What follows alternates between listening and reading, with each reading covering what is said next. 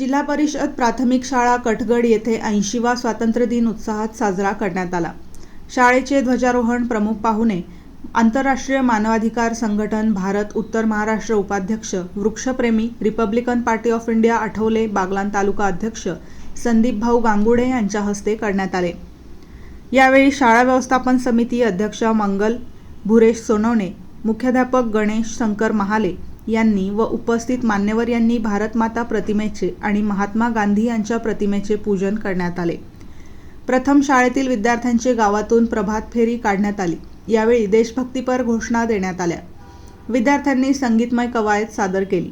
या राष्ट्रीय सणाच्या कार्यक्रमाला उपस्थित शिक्षिका सुनीता भामरे, अंगणवाडी ताई द्वारका एखंडे, कीर्ती सोनवणे, अनिता क्षीरसागर, दिव्या सोनवणे, भुरेश सोनवणे, दीपक पवार, सोनू माळी, शकीर माळी, शिवाजी सोनवणे, शंकर सोनवणे, सागर सोनवणे, किरण पवार, विशाल माळी, मोहन पवार, पोपट पवार, बापू मोरे, सुनील पवार, गावातील सर्व ग्रामस्थ, माता, पालक गटातील सदस्य, पालक, नागरिक, तरुण मित्र मंडळ, आजी माजी विद्यार्थी हजर होते।